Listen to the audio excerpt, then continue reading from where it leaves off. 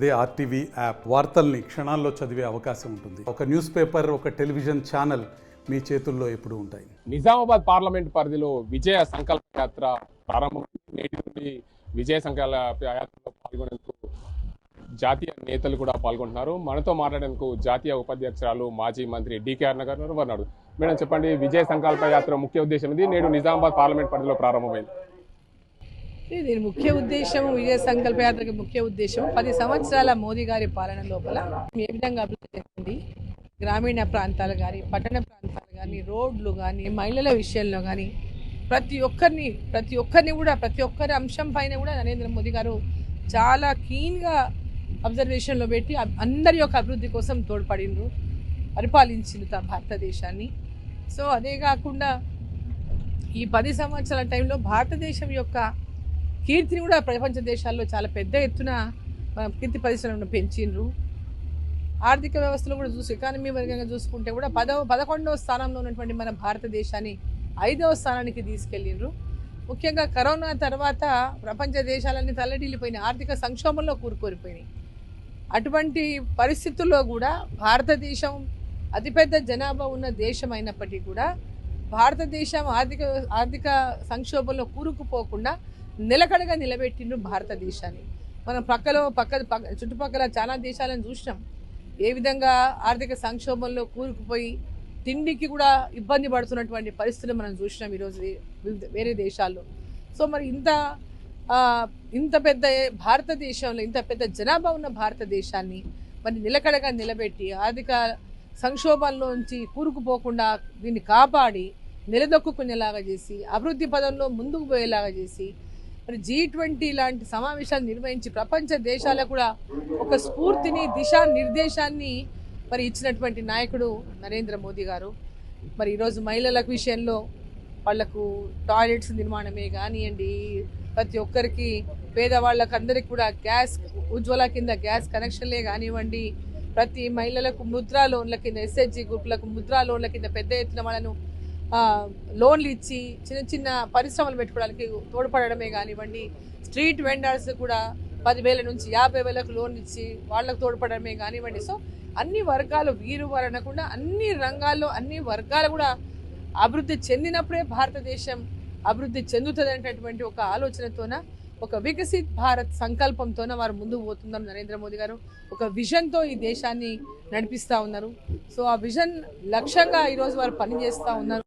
2047 కల్లా భారతదేశాన్ని మరి ప్రపంచ దేశాల్లోకి మొట్టమొదటి స్థానంలోకి తీసుకురావాలనేటువంటి లక్ష్యంతో పనిచేస్తూ ఉన్నారు. ఈరోజు 5వ స్థానంలో ఉన్నటువంటి భారతదేశం లక్ష్యాలను తీసుకొని ముందుకు వెళ్తూ ఉన్నారు. కాబట్టి ఈరోజు నరేంద్ర మోదీ గారు ఈరోజు 370 ఆర్టికల్ రద్దే కానివ్వండి, అదేవిధంగా 3 తలాక్ రద్దే కానివ్వండి, రామాలయం నిర్మాణమే కానివ్వండి, శ్రీరాముని ప్రతిష్ఠ అయోధ్యలో రామాలయం నిర్మాణమే కానివ్వండి, సో రోడ్లు, రైలు మార్గాలు, ఇట్లా గ్రామాల్లో డెవలప్మెంట్, ఈరోజు రోడ్లు కానీ గ్రామాల్లో సీసీ రోడ్లు కానీ, అదేవిధంగా రైతులకు తక్కువ సబ్సిడీ కింద ఎరువులే కానివ్వండి, రైతులకు కూడా కిసాన్ సమ్మాన్ నిధి కింద నిధులే కానివ్వండి, అంటే ప్రతి ఒక్కరు రైతుల యొక్క భవిష్యత్తు కూడా తక్కువ ఖర్చుతో ఎక్కువ లాభాలు సంపాదించాలనేటటువంటి రైతుకి ఈరోజు పెద్ద ఎత్తున ప్రోత్సాహం అందిస్తూ ఆ లైన్లో ఒక విజన్తో ముందుకు తీసుకెళ్తా ఉన్నారు. రైతులలో కూడా ఈరోజు ఆర్గానిక్ అగ్రికల్చర్ చేయడానికి వాళ్ళకి ప్రోత్సహిస్తూ ఉన్నారు. సో వివిధ రంగాల్లో మనం చూస్తున్నాం, ఆర్గానిక్ అనగానే బయట మార్కెట్లో ₹1 వస్తువు ₹2 ఉంటుంది. సో రైతులను ఆ విధంగా ప్రోత్సహించటం ఒక పక్క, మన భూసారాన్ని పెంచుకోవడం ఒక పక్క, అన్ని మందుల మీద ఆధారపడి తింటున్నాం మనం, మందులతోనే పంటలకు మందుల మీద వెనకటికి ఏ విధంగా అయితే ప్రతి ఇంట్లో మనకు పశు సంపద ఉండాలనేటటువంటి లక్ష్యంతో ఏదైతే ఉందో ఆ విధమైనటువంటి మళ్ళీ రైతులను కూడా ఆ విధంగా ప్రోత్సహిస్తూ ప్రతి ఒక్కరు ప్రధానమంత్రి నరేంద్ర మోడీ కావాలంటే ఏం లక్ష్యంతో ముందుకెళ్ళాలి?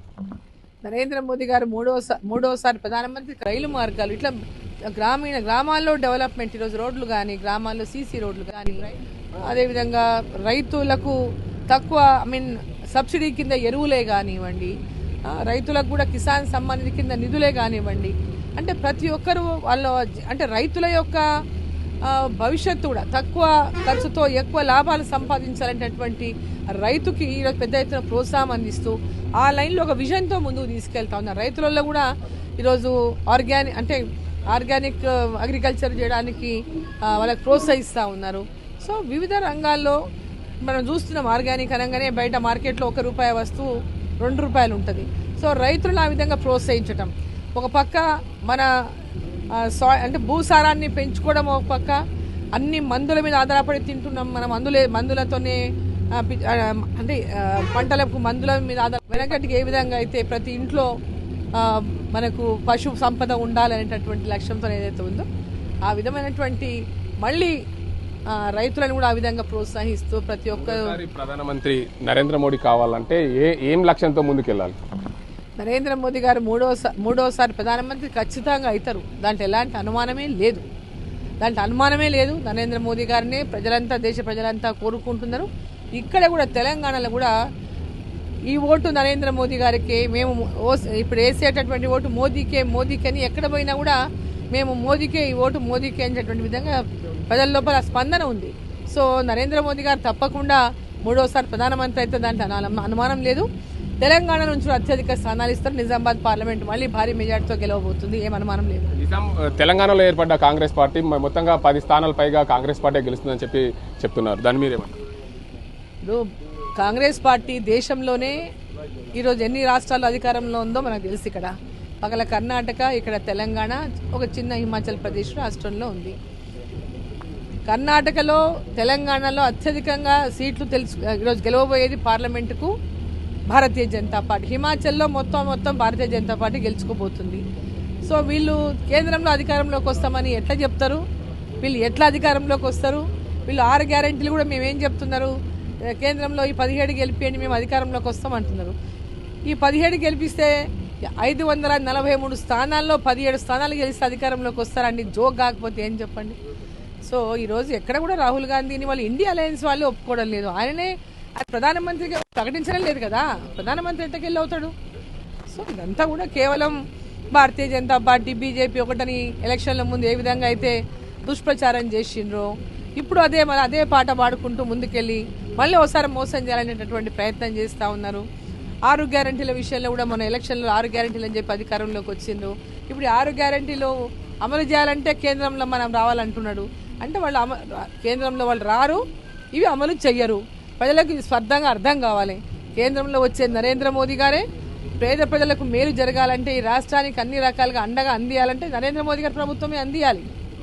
నరేంద్ర మోదీ గారి ప్రభుత్వం పూర్తిగా రాష్ట్రానికి సహకారం చేస్తేనే ఈ రాష్ట్రం రాష్ట్రం ప్రజలకు సర్వీస్ ఇవ్వగలుగుతుంది, అభివృద్ధి చేయగలుగుతుంది. లేకపోతే అవకాశమే లేదు. సో వీళ్ళు రాజకీయాల కోసం ప్రజలని మోసం చేయొద్దు. ఖచ్చితంగా వచ్చేదే నరేంద్ర మోదీ పార్టీ, భారతీయ జనతా పార్టీ. కేంద్రంలో నరేంద్ర మోదీ గారు ప్రధానమంత్రి అవుతారు. మొత్తంగా చూసుకోవచ్చు, మూడోసారి కూడా దేశంలో ప్రధానమంత్రి నరేంద్ర మోడీ అవుతారు. దేశంలో ఎన్నో సంక్షేమ పథకాలు అందిస్తున్నారు, మహిళల కోసం కానీ రైతుల కోసం కానీ. ఈ సంక్షేమ పథకాలన్నీ అందిస్తున్న మోడీనే మరోసారి ఎక్కడ కూడా మోడీకి ఓటేస్తామని చెప్తున్నారు. ఈ కాంగ్రెస్ పార్టీ ఏదైతే చెప్తుందో తెలంగాణలో అత్యధిక సీట్లు వస్తాయి, అది కాదు. తెలంగాణలో, కర్ణాటకలో అత్యధిక సీట్లు బీజేపీ పార్టీ గెలుస్తుంది. దేశంలో మూడోసారి నరేంద్ర మోడీ ప్రధానమంత్రి అవుతారని చెప్తున్నారు జాతీయ ఉపాధ్యక్షురాలు డీకే అరుణ. ఇది ఇక్కడ పరిస్థితి. కెమెరా పర్సన్ అజీంతో గంగారెడ్డి, RTV నిజామాబాద్. మరిన్ని వీడియోస్ కోసం ఛానల్ ని సబ్స్క్రైబ్ చేయండి, లేటెస్ట్ అప్డేట్స్ కోసం వాట్సాప్ ఛానల్ ని ఫాలో చేయండి, అండ్ లింక్ డిస్క్రిప్షన్ లో ఉంది.